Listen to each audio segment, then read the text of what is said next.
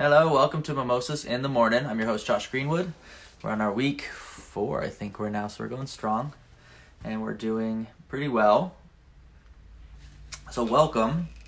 We're going to start today with a little bit of news. We've got our pandemic product of the week. We're also having a special secondary live stream that's going on. Well, not technically live stream, but we are posting up on our new YouTube recording. So this should be pretty good. We'll see how this works and see if we can get some people that are coming in.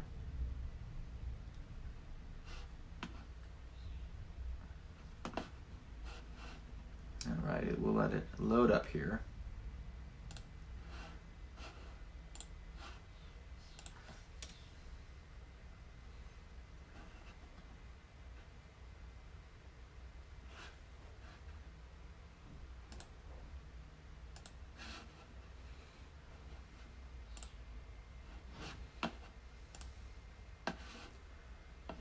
Alright, so going to the Mimosas in the Morning page.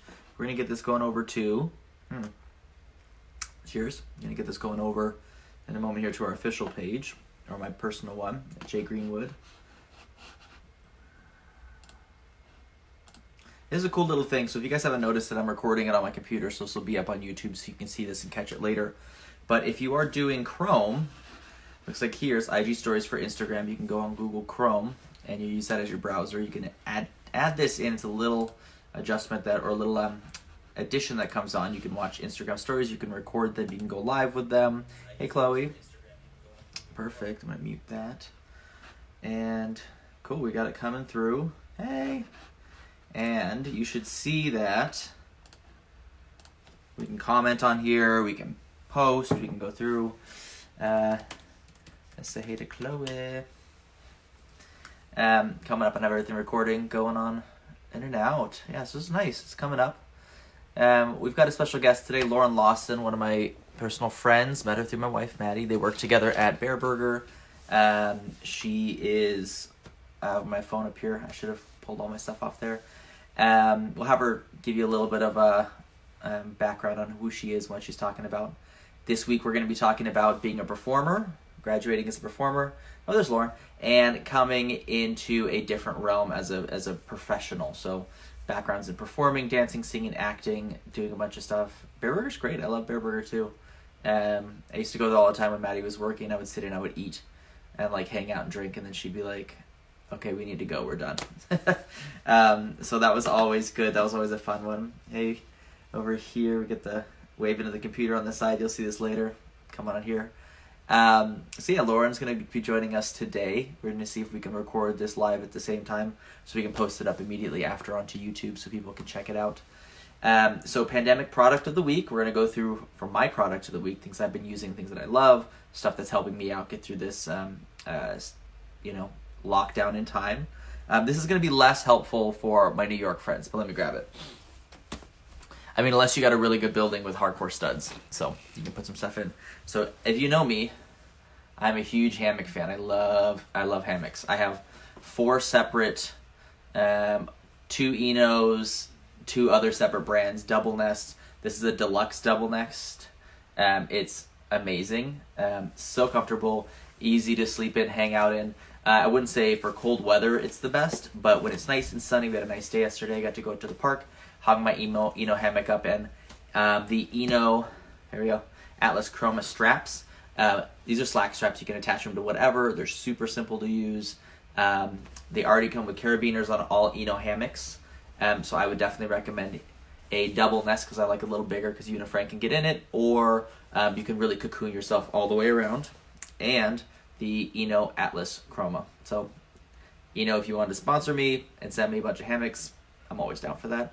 I can never have too many, and I'll have a tent hammock city, and we'll just float away in the clouds on our hammock. So, this is my pandemic product of the week. It's nice to get out. I know in New York, they're not as hammock friendly in a lot of places. It's hard to hang it up in spots. You can make your own hammock stand, which I've been looking into. You can go to Home Depot. You can get piping or like plumbing piping that is like iron, a gauge, it's at least like a 1.5 inch. You can screw everything together and create your own hammock stand. I would recommend in screwing it all together. We'll put directions up for it on the website, on our Instagram up later. But what we're going to do is basically create like a stand that you could use in your home, on your balcony. Central Park, unfortunately, does not allow hammocks, which is really lame. But a lot of other parks and other places do. Central Park in Schenectady does. Central Park in Manhattan does not. So that's my pandemic product of the week. That's what gave us some life yesterday. I've been going to the backyard and using it out when it's nice. Granted, it rains a lot up here and is not always nice and warm. So hey, Sean and Ben, welcome. So that's our pandemic product of the week. I've got one extra special thing. We're going to go with a book or some sort of entertainment feature that I've been kind of going on to. The show I'm going to talk about, I'm going to wait till Lauren gets on because we're both fans of this show and we'll talk about it as we go through. But I've been like obsessed with it religiously. I think I'm like already finishing the 3rd or 4th season, and I started it last week or a week and a half ago. But the book I wanted to talk about right now, I've been reading this. If you know me, I do like a lot of fantasy, dystopian future, bunch of different stuff. Jonathan Mayberry is one of my favorite authors. Mira Grant, Larry Correia. They do a lot of different like fantasy or like vampire sci-fi, but not like Twilight vampire, but like rip your face out vampire. Fun epic sagas and stuff like that, which are really cool. So this right here is called Wastelands, Stories of the Apocalypse. This is like an anthology. It's put together with a bunch of different famous and important authors. I'm going to hold it up over here. A bunch of different authors that are pretty famous. Stephen King, George R. R. Martin. And it is one of these... It's interesting. It's easy and small reads. You can digest it in quick little stories. As you can see, I'm only on page 97 right now. I just started a few days ago. And read it before I go to bed. It has interesting and easy stories. You can read a story a night, 20 or 30 pages. Not super long, not super crazy, but really, really gets you into it. It gets you in from like the beginning. It sucks you in. It gives a weird little twist. And everything has to do with the apocalypse, which I know maybe is too on the nose for people with all this pandemic stuff going on. But it's a nice escape to see like what other things could be happening. Ooh, got a net. So again, that's Wasteland Stories of the Apocalypse. It's a little anthology put together by John Joseph Adams. He edited it by all these different major and famous authors that are in here. So put this back down. Cool. So I'm gonna give you another cheers. Wait for a couple more people to join as we get in here. Welcome to Mimosas in the Morning, where apparently gnats have taken over the green room with all the plants. I don't know if anybody else is having this, but for me, man, it's just like the pandemic starts and everything goes gray. It's a work in progress. My wife will probably be laughing in the other room because she's like, you've been going gray for years, but for us, it's not too bad. So again, something I wanted to talk about before we have our first guest on is the reopening of the country. So I've been reading a lot of stories recently. I know Wisconsin has recently opened up, which was kind of interesting and more of a political thing than anything else. A lot of Californians that I know are pushing to open, and people want to open up fast. Georgia, Florida, there's a few other states that have already started to open that I guess, are the guinea pigs. I saw a couple different memes and funny jokes about, like, you know, it's like the teacher in class says everyone has to be quiet for 30 minutes or no recess.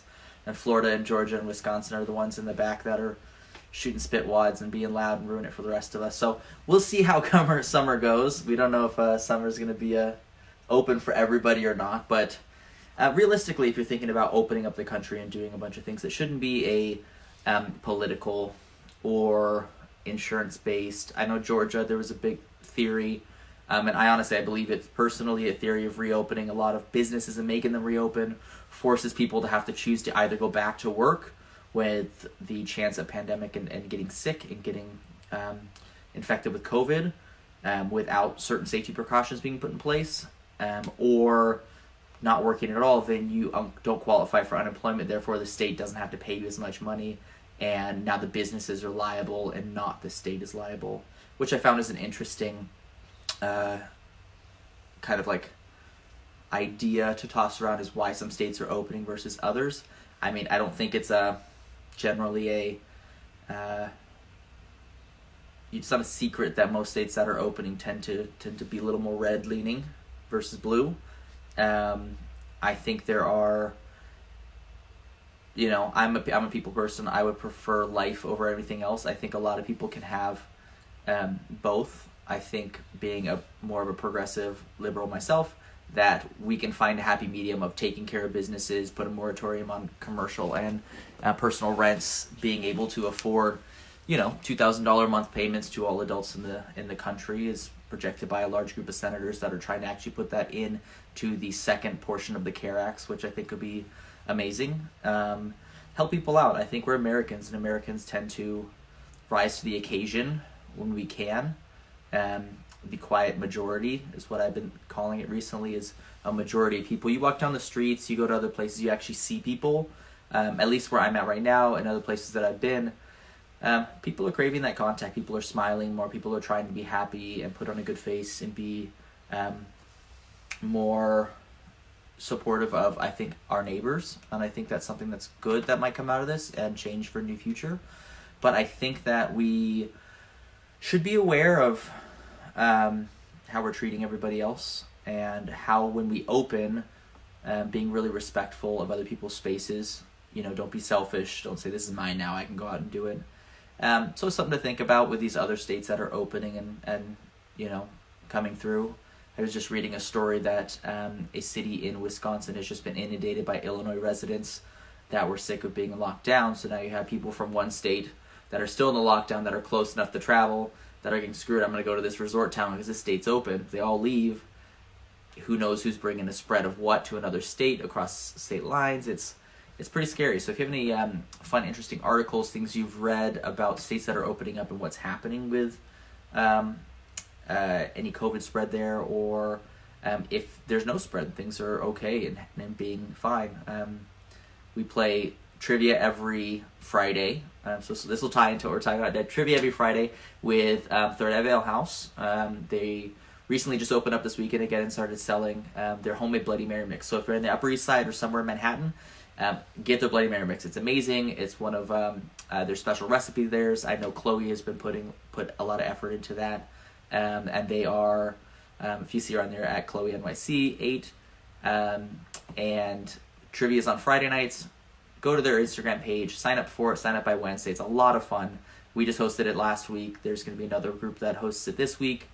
And definitely support your local bars and restaurants from where you're at. So with that, let's welcome, have Lauren's going to be jumping on here in a second. So she's our guest of the week, Lauren Lawson. She's currently in Houston, Texas, or Tejas, which she likes to joke around and say. Houston, Texas. She's one of our friends in New York. Her and my wife work together at Bear Burger. She's now at doctors.com. She is also a fellow performer and somebody who has a lot of experience from improv to stage, singing, theater, TV, film. We'll have her talk a little bit about what she's done with her web series and with working in a different field now as a professional, online and in person, and using the background of being an actor to go in. So let's welcome Lauren. Hey, welcome on to Mimosas in the Morning. We should have Lauren here joining in this second, just connecting. Hey. Hi. Welcome. Thank Hopefully you. your mimosa all ready to go. I'm more of a screwdriver person than a mimosa person. I know. Oh, that's great. No, But yeah, you like it's liquor honestly, and if it's OJ. got some So orange juice in it, I'm all about it. So how you doing? I'm like so impressed by this room that you're in. Oh yeah, that too. It's nice, right? Oh yeah. Yeah. I love the coffee. I know it's so there's like a sunroom on the side and the back of the house that Maggie's mom Jo, the Reverend Joe Page, Yes. and she has all these plants and trees and stuff back here. So I'm like, it's nice. That's so lovely. On the cold days, I'll be in front of the fire. Is it still cold there, or is it finally like warming up? Because it was snowing like a week ago. It was, yeah. I think right now it's I don't know. I can't see the temperature, but it is not too bad. Yesterday, I think it was 72, 73. So we got out to the park again, got on our hammocks and just like, excuse me, all the bubbles. So just took a nap, hung out, took a nap, had a picnic, left the That dogs sounds at home. nice. So it was good. It was good. So for those of us that are viewing and that don't know you, which I think Maddie's probably on here, some other people do know you. Tell us a little about yourself. I told everybody that you're at doctors.com now. I met you because you know my wife, Maddie, and you guys worked at Bear Burger together. Give me a little like Matt or Lauren from college to now and a quick little recap. Oh my God. Okay. Lauren, I'm not going to talk about myself in the third person. That's weird. Um, yes, I'm from Texas or Tejas, as you said. I'm there now. This is my parents' house.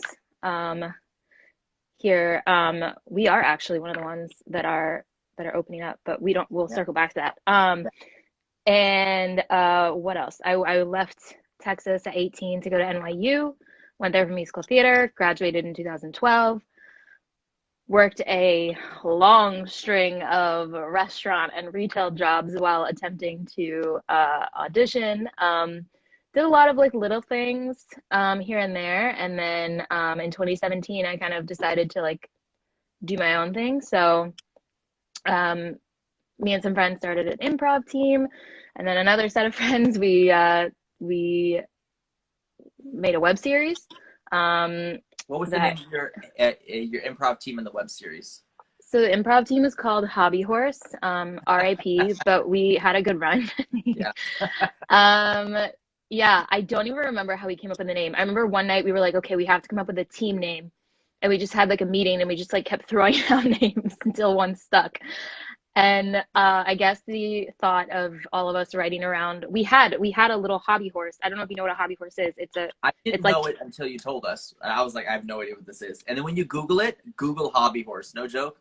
The best videos. Like, it's hilarious. oh, I know.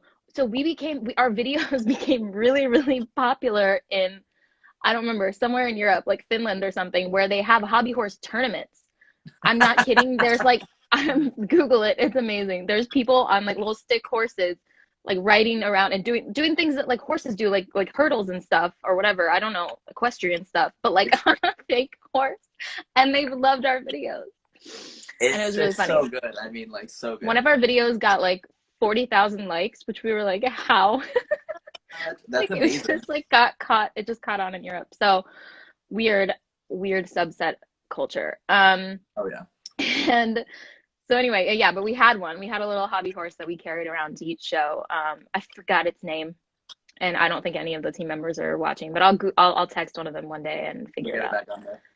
Yeah. And then the web series was called Mandated, and we filmed it in 2017. And then it's been a long post-production road, but we we kind of had to start over. So we started over at the beginning of this year with the post-production, with the editing.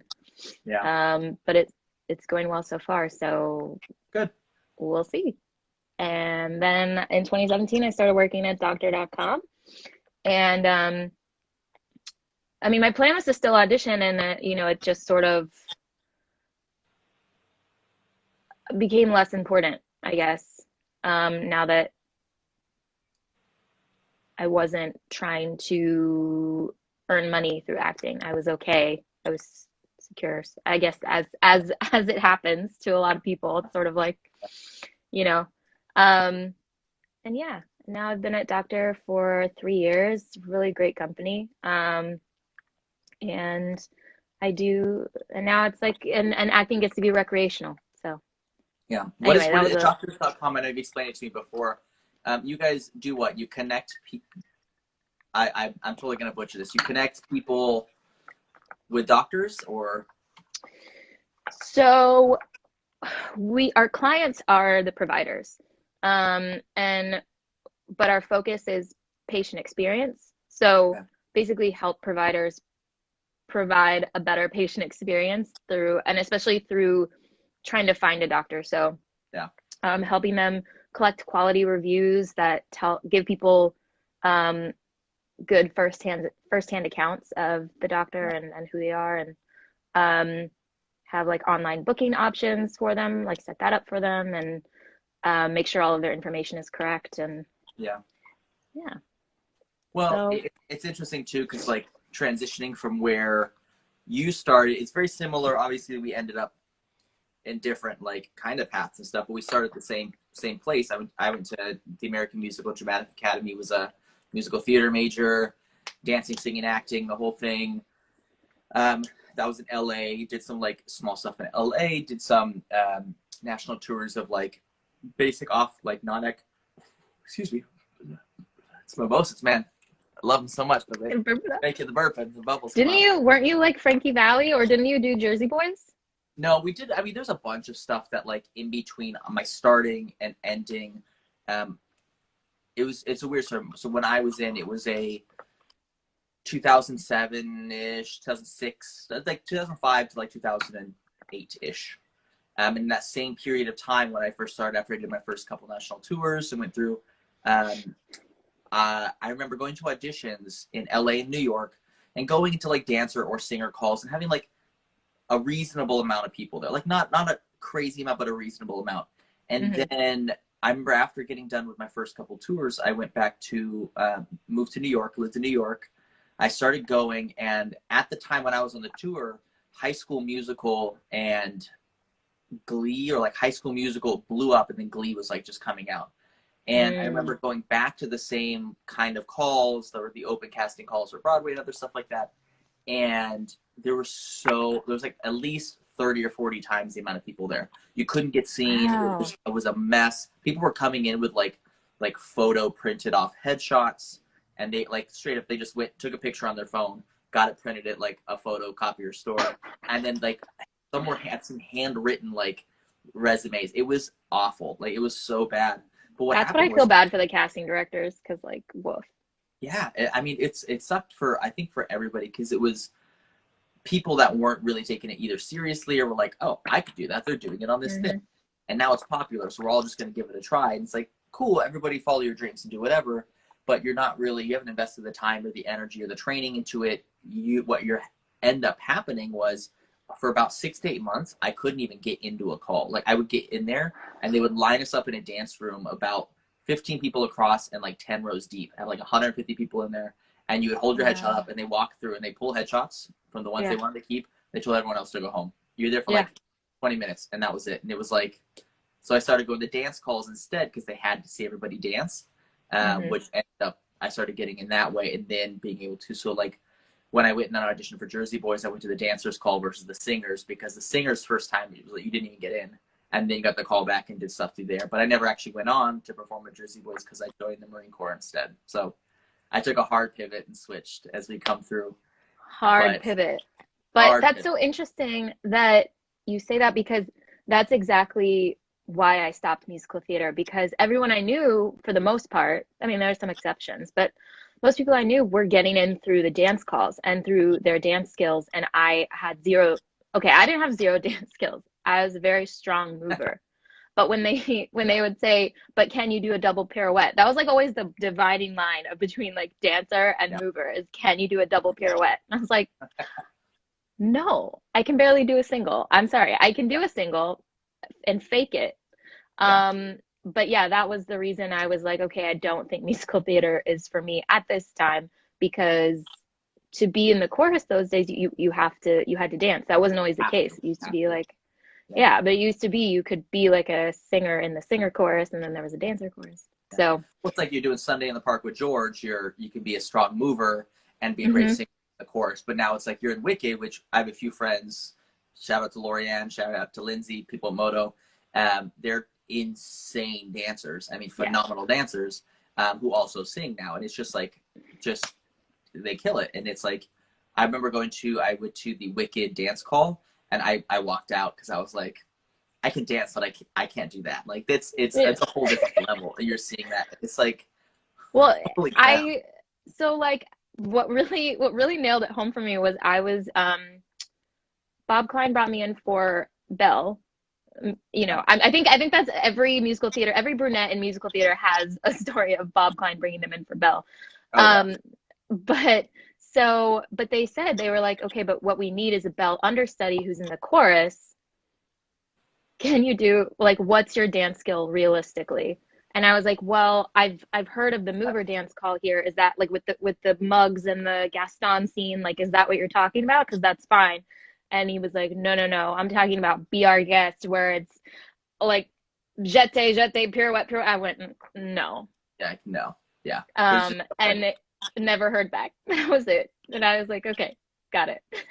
it's crazy. I mean, it really is like when you have to be so amazingly talented at certain things to get in these open calls. Like, I feel like that for actors, you know, dancers, singers like that, a lot of it is you want to get into a show, you absolutely have to have the talent and the skill, because when you're on stage, you can't fake it. You just can't. You have to do it when you're there. So that's one thing. The level of skill has definitely gone up over time. Mm-hmm. But I think there's also a level of connection that's like, and when I say connection, it's like, do you know the right people? Excuse me. Do you know the right people? Do you go to the parties, industry parties all the time? Do you schmooze? I have an example of one of my choreographers that I worked for in a show. She wanted to get her boyfriend on Broadway, and her boyfriend wanted to be on Broadway. Couldn't really sing, could kind of act, didn't really have great. She's like, we're going to give it 1 year. You got on Broadway in that year. And it was all solely due to her completely basically like pimping him out and taking him to every party. So they met every casting director and directors and people on. And someone was finally like, yeah, let's bring so-and-so in at this studio. You know, we got a role that we think you'd be great for. And it was an acting role, and it was like a continual reoccurring role, but it wasn't like a leading role. But got on Broadway within that year. But mostly it was just like, there you get on, and now you know somebody, and each job, instead of auditioning, now you're starting to get called for the next one because you know somebody who knows somebody. And it's the same with TV and film in LA. It's like the more people you know and the connections you have is really where you get. It's not necessarily if you're the most talented, unless you're so talented that they can't say no to you in an audition. Well, that's why they always, I mean, my approach, what I was taught, and you know what, uh, I have some friends that do this, and then I have some friends that surprisingly don't. But it's all about the casting directors. The more that you get to know them, if you have a casting director who's fighting for you, Yeah. I mean, that's all you need, because their hands are in so many different projects. And it's so funny because I mean, everybody kind of knows that, but it's hard to figure out how to form those relationships. You know, you have to go through like why am I blanking on all the names of it? But like is it One-on-One NYC in LA, and like um Actors Launchpad and whatnot, where you pay for those classes, those kind of master classes with them, and that's how you get to know them. Yeah. And not everybody can afford to pay $75 a class, you know. And then what do? You try and get in line for an internship with that studio to like get free classes. So so it's tough, but like it's so funny because like you hear, granted this was back in the early 2000s, but you hear the stories of, I've been listening to Office Ladies podcast, and you hear the stories of how they all get cast, and they were like, oh well, I knew Allison Jones. Yeah.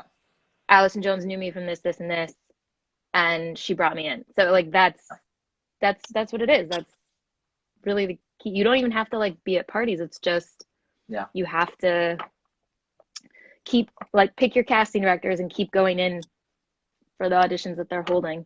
Yeah. Any public ones, but over again, maybe they'll see you for a different project and be like, you know, you're not good for this, but I've got this other thing I'm casting. You should come back in and see this on Tuesday or whatever. Mm-hmm. I mean, I totally get that. It really is like recognition over and over again with getting FaceTime with people, so they become familiar with you and know your product versus just seeing you once in a blue moon and hopefully having that like moment where they'll just say, okay, you know what, let's just cast them, screw it, you know? Yeah. And it's actually, you know, some of the casting directors I've spoken to, they're invested. They're so sweet about it. They're like, I have these actors that I know that are in my circle that I want to find something for them. Yeah. And they do, they get very invested, and I, you know, they're with you through it. You know, if the director or producer doesn't like you, they're like, oh God, no, you don't understand. Like, you should definitely have this person. They're amazing. Yeah. Yeah. I mean, it's nice to have people in your corner that are fighting for you, that believe in you, know your product, and know who you are. But again, like you said, it's hard to find. Not everyone can afford $75 for these, like, you know, pop-up classes to get FaceTime with these people. I did know a few people that actually, they would work at the locations in New York, like Pearl Studios or Chelsea Studios when it was around, or these other ones where they work the desk. And then what would happen is they would just get to know all the casting directors that came in, and then they would just chat with them about products and then go in and audition for the shows. But they knew them because they saw them every single day there.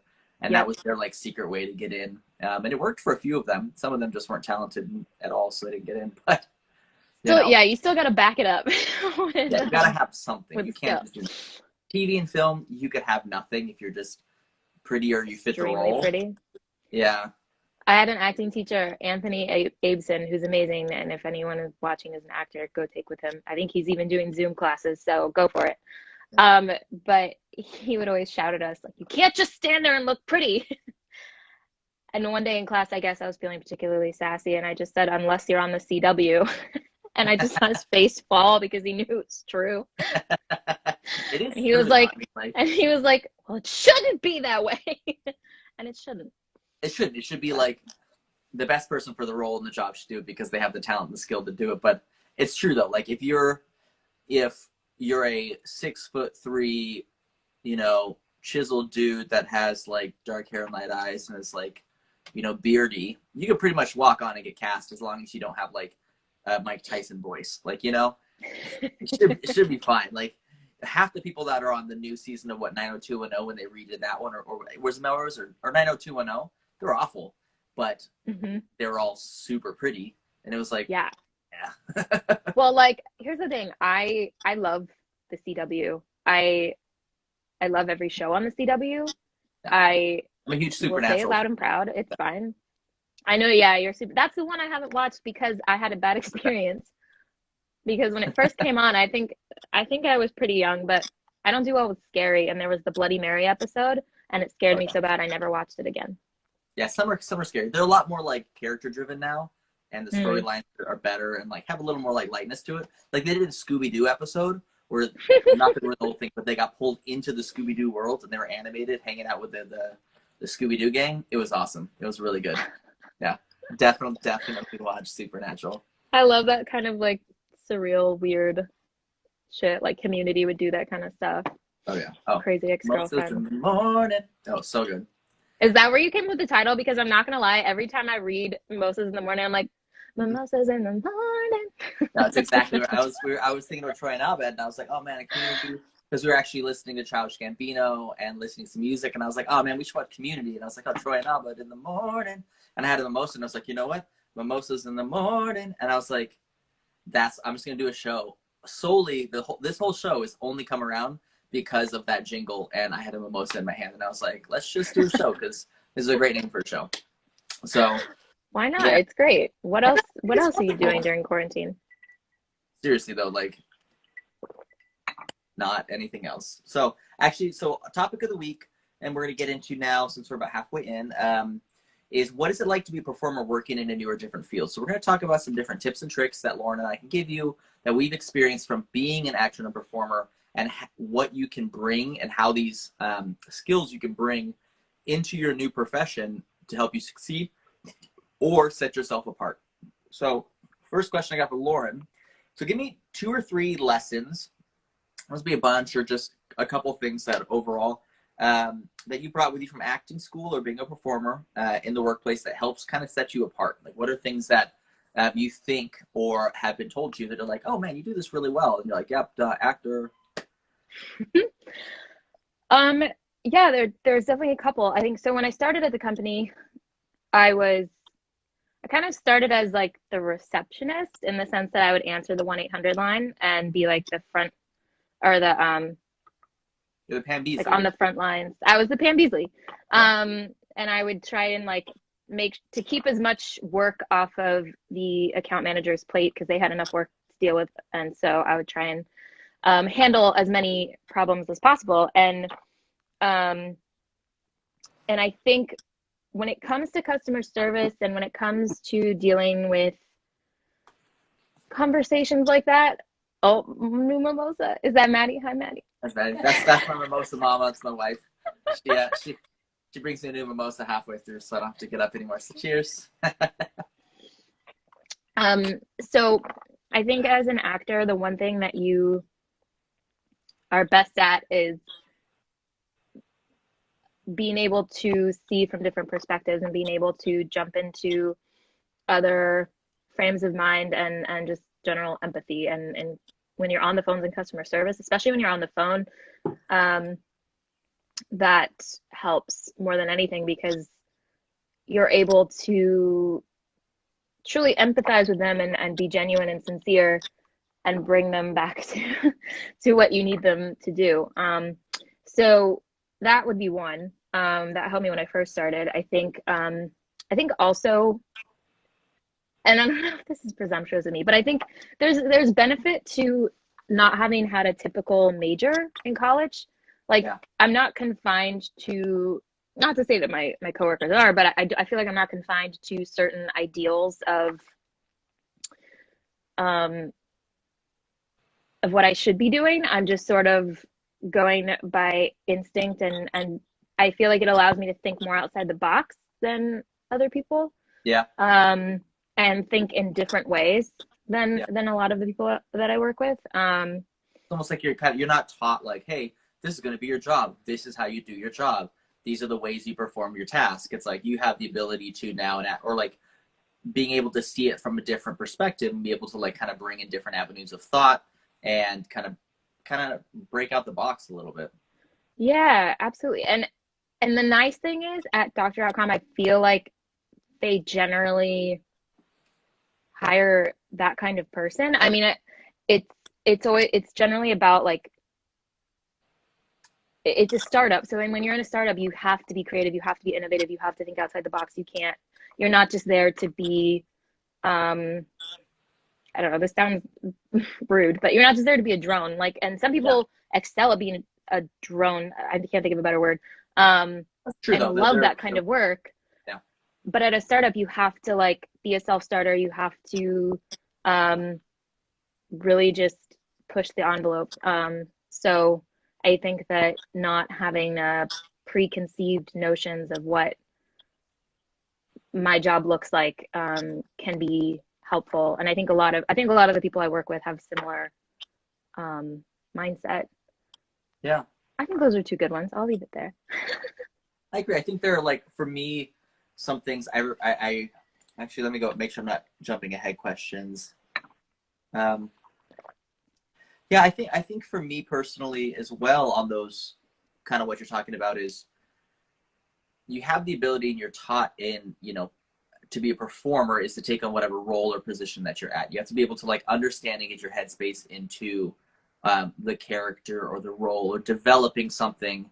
I mean, let's just be real. We all have huge imaginations and are generally pretty outgoing people. So I feel like certain tasks that would make somebody else um, not confident or afraid to like go out and do. That performer that comes into this is like, oh, you're afraid to go talk to the boss? Like, don't worry, I'll put on a show and a presentation. Like, it's fine. So you get that like, confidence to go out and like public speaking or not being afraid to answer the phones and just be, you can change the inflection of your voice. You know how to control how you sound. Do you want to be angry? Do you want to be like empathetic or nice or whatever? You can control these different aspects that you've been taught to do that I think other people I mean, even people that I know that we talk about, like our drone workers, people that are really good at like data analysts and um, working with code and just being like, hey, it's me and a computer and I'm just like putting stuff in all the time and doing stuff. They get like one class of public speaking. And like most of the time, a lot of people that I know that do that are like, I'm absolutely terrified of public speaking. And it's like, you can't be if you're a performer. That's just like you're almost like we crave it. Like we crave being, I love doing the show. I crave it every week because it's an outlet for me to be, you know, um, on a screen and talking to people and doing stuff and interacting. So for me, it's great. That's what I loved about bartending. It was fun to talk to people, be out there working in the restaurant industry. So no, I totally I get what you're saying on that. What about what do we think? So there's a couple things I was thinking of. We'll see if we're on the same page with this, or we each have a couple of things to bring to it. What is something we could teach to our viewers? Something if we're talking to people that are watching that aren't performers, people that are worked in a regular 9 to 5 or work like, in a specific field. They were like, hey, if you could do this, this, and this better, these are things that we learned in school, something you can practice. Here's a website to visit to learn something. And what would those be? What would you think? You mean to what end? What are we are Make them to? better at work. Give them like so. For example, I'll throw one out. Something I am very a big proponent of is learning how to breathe properly and speak from your diaphragm. So diaphragmatic breathing versus like clavicular or uh, there's another name for it. I forgot it. Breathing. Use your full lungs. Use your full oxygen. You use it when you're fighting, when you're doing yoga, for all this other stuff. But when you want to be heard or speak up or be loud or the ability to like have a good timbre to your voice, you need oxygen. You need something to fuel yourself. So like, how do you speak? If you're in a meeting with 30 people and you're not mic'd, and then you have to make sure everybody hears you for a presentation, but you're talking like this and you don't really know what to say, and you're kind of like, be loud, be proud, have that. That was something for me when I joined the military that guys were struggling with. They couldn't be loud enough. They couldn't yell over gunfire. They couldn't like really make themselves heard. That for me, I was like, guys, breathe through their diaphragm, like expand it, like really resonate, use your resonators and like be loud. So for me, that was something that was huge important when I transitioned from a performer's background to doing something else. So what do you think? What do you have for our guests that aren't performers? Yeah. So what I would say, first of all, my mom just joined. Hi, Mom. Um, We're gonna give her a little wave. she's probably Wave. embarrassed that I said anything. My mom's Don't into it. worry. Okay. Love it. Um, so um, the one that I would say is actually more of, I guess, in life, and like while I learned it from acting school, I don't know that you wouldn't learn it elsewhere. But the biggest thing is like if you're an actor, and you've really been practicing what you're supposed to be practicing. You know how to listen better than anybody. You know how to listen with your whole body and not just sit there and think of your next talking point, not just sit there and be a bulldozer. You know how to take in somebody's body language, what they're saying, the tone of voice, and you can learn so much just being in that conversation with somebody and taking it in and listening to the way you're reacting and the way your gut is reacting and knowing what to say next. I think that helps you in interdepartmental relationships. I mean, especially just I mean, in daily life, interacting with people in general, but especially like if you're in interviews, if you're going in for job interviews, if you're if you're a server or bartender, that is huge because you then recognize, okay, because sometimes you're not paying attention and you're just sort of going in through the motions and you just sort of treat every customer the same way. But the second you take in their energy and you feel what they're communicating to you non-verbally, you can react appropriately. And maybe there's somebody who doesn't like to speak with their server. Maybe there's someone who wants you to sit down with them and like be their pal. And I think the same applies in your job. You kind of understand your coworkers a bit better and you're able to just interact with people on a different level. I just think it makes a world of difference, especially if it's someone you've never met before and you're having to make snap decisions in that moment of, yes, you want to be yourself, but you also, you have to listen. And as an actor, when you're on stage, you have to listen with your whole body or your imagination is not going to take over and you're not going to react. You're just going to act at that person, which is the death of acting, in my opinion. Well, what do you think? Yes, you can definitely tell. It's one of those things that when you see somebody in a performance, live or otherwise, are they really like engaged in what's going on? Are they, living their character in a way that's like, hey, I'm reacting to what you're actually doing, not versus what I know I'm supposed to do. So I'm like zoned out before you go in. So what are some listening things? What do you? I mean, if you have any offhand, what are some good listening drills or tactics or something you could think about on a daily basis that could, enhance somebody's listening ability? Yeah. Um, I don't know what this is called. Maybe it's a form of meditation. I don't know. But they had us do this acting class all the time where you sit in a chair and you start at your toes and you just bring awareness to your feet, what's under your feet, your toes, move them around, and you just work your way up your body and you just become, it's all about being present. And I know that word gets tossed around so much these days. Like it's such a buzzword of like being present and being mindful. But it really makes all the difference, which I'm sure you and Maddie are big proponents of that in your Yeah, jobs as well. And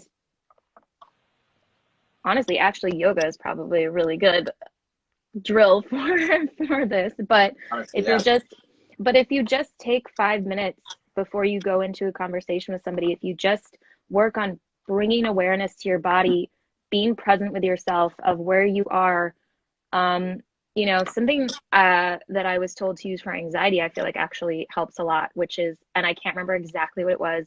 I just sort of use it loosely, but it was like, look around, find 5 things that you see, 4 things that you hear, 3 things that you smell, 2 things that you can touch, and 1 thing that you can taste, or something like that. Um, I don't know if that was the right order, but I usually do something along those lines of just being present in your surroundings. And the more that you get in touch with your body and you get out of your head, the better you can truly listen and be present with somebody. That's true. Yeah, like that. I mean, I hope that's the right order because I could imagine if it was like 5 things you could taste reasonably around you, it'd be kind of awkward. It'd be like 3, computer. Yeah. Um, no, it's kind of like I think like with listening drills and stuff like that. Um, there was a like a master class I listened to remotely. That was talking about listening and being an active listener, being in physical cues versus actual like listening skills and things you could do. And it's like if you're a person that like tends to wander and what's going on, is like when you're listening to somebody else, just think, I'm not speaking, but I can give physical cues that let them know that I'm still listening to them, like a little tug on the ear, you know, nodding, making eye contact, making sure you're giving them your full attention, not being turned away. Um, those are things I think you could definitely think about if you want to be like actually the physical realm of listening to somebody else. But also something that's helped me because my mind wanders all over the place all the time. To stay focused is just like not my forte, not my cup of tea, unless I'm physically in, like for me, jujitsu, it makes you physically present and you're mentally present. You can't think about something else when you have Mm-hmm. like a 300-pound dude like smushing you and trying to pop your head off like a zip. You have to stay present, right? All the time. So just that little bit of um, finding things in a conversation to latch onto. Like when I'm listening to you, we're talking about being present. We're talking about engagement. You're talking about understanding your body first so you can then go into a conversation with somebody else and truly listen to them because your body is finally like a tuning fork. It's all engaged to be listened to somebody else. But for me, it's like find the keywords in the conversation you're going to. So each keyword links to the next one. It creates like paints like a web of what the conversation is with you and that person. It helps me remember conversations with people better, and then in turn helps my listening skills, which hopefully Maddie will appreciate over the years of me trying to be better listener in my relationship, which I think whether it's work or it's personal or romantic or whatever, I think being a good listener is such an important thing. So we got another one here. Questions that are coming up. Oh, here we go. This is a good one. So since, I mean, it's just like this. It's like you and I here. Everybody's working online. I mean, there are very few people that are working in person anymore, especially with companies. Twitter, Jack Dorsey, the CEO of Twitter, just announced that they are going to allow all their employees to work from home from now on. You don't have to have anything else going on, or actually go into the actual locations. They have like a headquarters in New York City that they're actually contemplating shutting down because it's like, why spend the major money on real estate to be there when you can have everybody on Zoom or on different calls and working online? So what are important things? Like I've got a few. I'm thinking like, again, to the volume thing for me. A big thing for me is diction when you're speaking, especially because yes, I can see you, but it's like, how do you understand people when they're talking? What are big things like you're doing Zoom calls and stuff, I'm assuming all the time, talking with people for work. What are things that could help people that aren't performers? What is like a performer tip and trick or something that could help people that are on their Zoom calls and working to enhance the online appearance for themselves, or if they're in like an interview online to try to get a new job? Hmm. So as far as like tying it to a performer tip and trick. Well, let's start with the interview because I think that's an easy link to, I mean, it is kind of a performance. Yeah. Um, and I think, I mean, one thing we have as performers is, I mean, you kind of already hit the nail on the head. I mean, it's like you know how to present yourself. You're a pro at it. If you're a performer, like you've been in a million auditions, like a job interview, nothing. Like sell the shit out of yourself. You know how to sell yourself. Like Yeah. you've been the CEO of your own little company for years. Like if you're going in for I remember in my interview for doctor.com, it was like, I mean, that was in person, but um, you know, the questions they came up, it was just sort of like thinking back to all of the customer service and acting jobs I had and being like, and tying it to, and just spinning it to, and it wasn't like it was a hard spin. It was a customer service, leaving a customer service job to go to another customer service job. But still, Yeah. you have I mean, to spin everything's of about like, I customer know service, I'm, realistically. Like you have to have, there's always something about customer service. It's just like, no matter what job you're a doctor, there's yeah, customer service. You're a mechanic, there's customer service. You're an AC tech, yes, customer service, you know? for sure. Exactly. And just tying, like, there's so many jobs out there that if you're someone who's good with people, done, you're in, no problem. And I Yeah. feel like for the most part, actors are pretty darn good with people. I mean, we kind of have to be by trade. Yeah. So, and even if you're not good with people in real life necessarily, you're good with people on stage and you can fake it. Like, Yeah. Oh, that's yeah. the biggest thing. Like, and so, you know, I think that that can help a lot in interviews. And as far as it being um, over Zoom, I don't know. I mean, I guess one thing is it kind of takes away from that tuning fork. You don't have that anymore. You can't read somebody's energy if you're not in the same room with them, except is this a word? Auditorily? I maybe made it up, but you know what I mean. Audibly. With ears. Um, with your ears, you can listen. Um, Listen with the ear.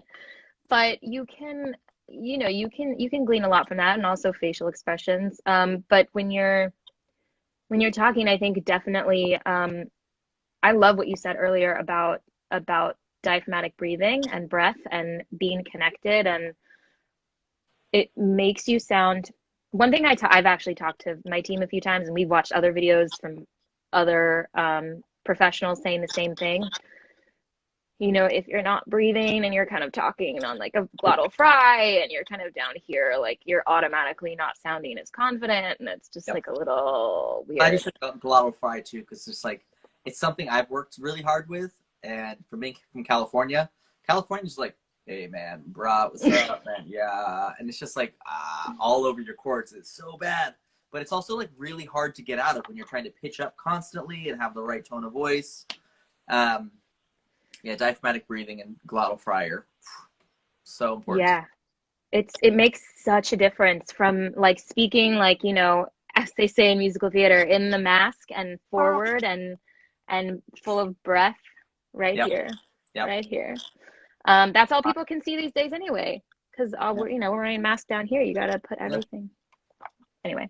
So I got a quick thing because we have about 5.5 minutes left before Instagram Live cuts us off. But I have a secret surprise rapid fire round, which is kind of fun, which I did last week. Okay. But I'm going to do it every week because it's really fun. So I'm going to ask you a question, and I want to know, just shoot out what your answer is with the first thing you're thinking and best. I promise they're not crazy, not whatever. Okay. But I kind of want to see. It's fun to ask my guests and see where you guys are all at with these. So question number one is going to be your favorite. These are all favorites. Your favorite food.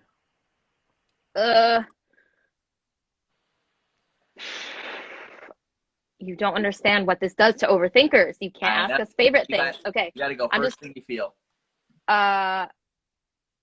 Cheeseburger. Love it. So good. So good. I'm an In-N-Out man myself. If I could get that every day for the rest of my life, hands down, 4x4 animal style fries. Boom. Love it. Your favorite movie. Cross genre, one movie the rest of your life, watch it over and over again. I don't know why this popped in my head because I haven't watched this movie in years, but I watched it a lot as a child, and then that was Hook, starring Robin Williams. You know what? I've never seen Hook, and I don't know why. I'll put that on the list. I'll tell Maddie. She's probably seen it. We'll love to see that.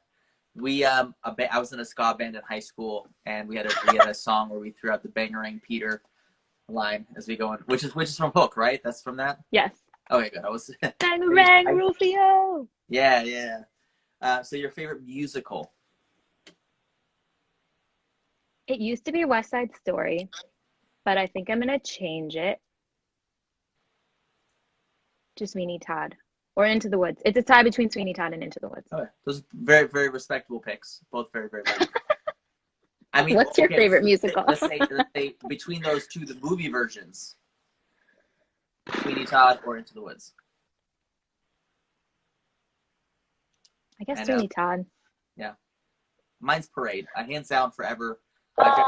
Parade. Always sad, depressing. You cry at the end. You cry through a lot of it, but it's so good. It's just that's a good one. Jason Robert Brown. Is that Jason Robert Brown? Yeah. Yeah. Oh yeah. It's just like the whole thing. I used to do that. This, yeah. I did piece one of the songs, and the pianist would be like, yeah, every time. Every time you bring in Jason Robert Brown. So again, your favorite artist. So not like artist, like painter, but like musical artist. Musical artist. Could be a band, could be a group, but what's getting you through?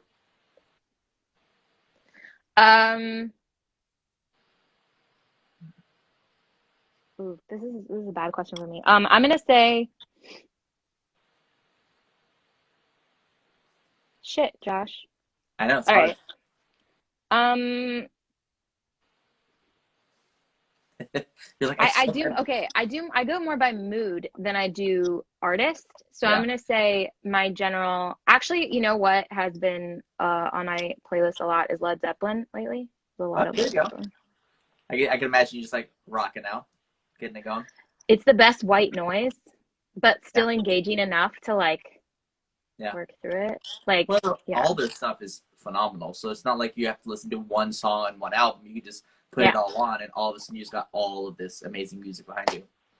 So again, what's your favorite? We'll go with NY. We'll give you two because since you're I know you're in New York and you're in Houston. Best restaurants: New York, Houston. Okay.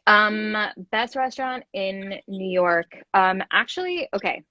If I'm being fancy, and we're gonna make the answer the fancy option, it's the Marshall on 10th Avenue.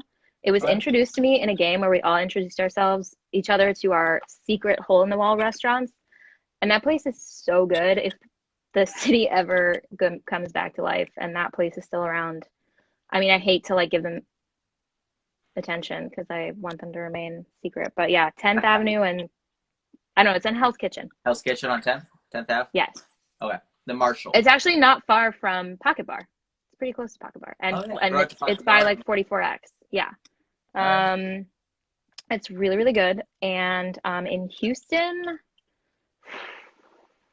I think I'm gonna have to say Hugo's or State of Grace. Hugo's or State of Grace. I'm gonna go with the Mexican option, Hugo's. Do it. I mean, one thing I miss about California. Well, first thing I miss In-N-Out. I mean, family, but if food-wise, In-N-Out and the taco shop is El Ranchito Taco Shop we have down in Hemet and like in the regional like specific area. Mexican food, you just can't get the same in New York. It really isn't. It's just different. So good. And then Tex-Mex, when you get like proper Tex-Mex down in Texas. Oh yeah. So sloppy. Okay, last one. Favorite vacation destination. If you could get away, we're talking about pandemic. It's all done. You can go anywhere in the world. Everyone gets a free voucher to fly. Where do you want to go? Virgin Islands, Caribbean. Yeah. Do it. Beach, nice and warm. Beach. Any beach, really. But yeah, Virgin Islands are pretty great. But we'll have to celebrate your official, everyone will go, you and the gals, go to really actually celebrate your 30th, which is a belated happy birthday again for Lauren. Yes. Joining the 30 crew, 30-30. It's the best decade, hands down. We're way better. 20s, you learn, 30s, having a good time. So we got to end up the episode here. We got 30 seconds left. We're getting cut off, but I want to say thank you again to Lauren Lawson. Thank you for coming on the show this week. Thanks for having me. Yes, absolutely. We'll have you on again. And we'll keep every week here at J Greenwood NYC. Mimosas in the morning. Drink with us, brunch with us, hang out, talk topics, put your questions in the queue, everything in here. Thank you so much. Bye. Bye.